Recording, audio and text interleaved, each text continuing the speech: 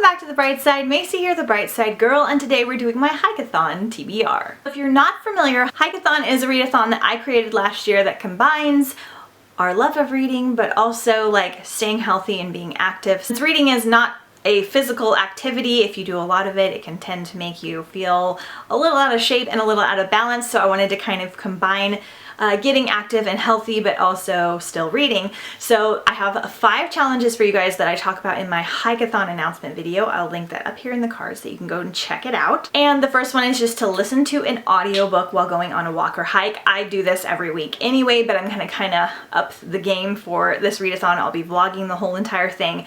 Hopefully we have some really fun like hiking places planned, I'm not sure. But I have decided that I am actually going to try to read all 3 or all 4 of the Descendants novels. I think this is book 1, Isle of the Lost. So these books are based on the Descendants movie, which I haven't seen, and those are based on Disney villains' children on an island, something like that. I don't know. It sounds fantastic. I've had them for a while. They're only like 6.5 or 7 hour audiobooks, so it should only take me like 3 or 4 hours to finish them, so I'm hoping I can finish these very, very quickly.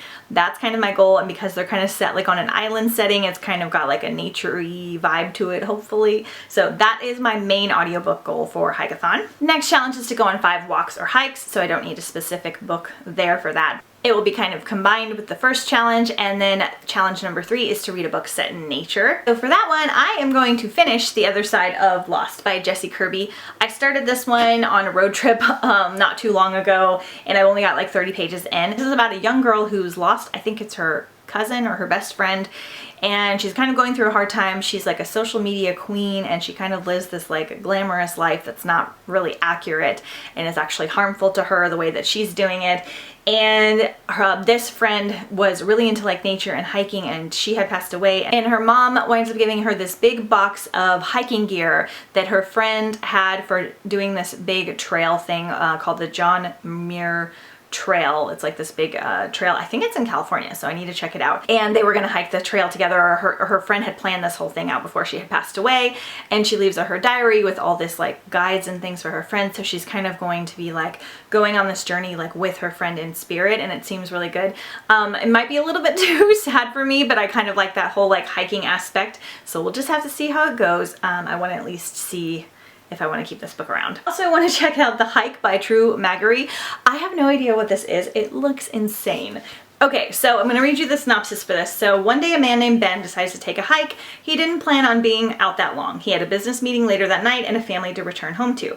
He didn't expect to get lost. He didn't expect to stumble upon a scene of unimaginable horror, a crime scene, forcing him to run down a deep and twisting path that will lead him to a world of man-eating giants, bizarre demons, colossal insects. Expect to find himself on an epic quest of his life. Sounds perfect for Hikeathon. It could be really terrible, but I'm at least gonna try it because it looks like crazy fun. And then the last book physically I'd like to try and get to is Sorcery of Thorns by Margaret Rogerson.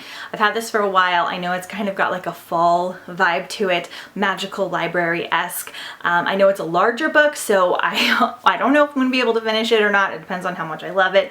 It's a standalone. It's a somewhat newer release, so I'd like to kind of check it off my list and kind of see how I feel. I've heard amazing things. And the last challenge is for every 5 chapters, do a small exercise.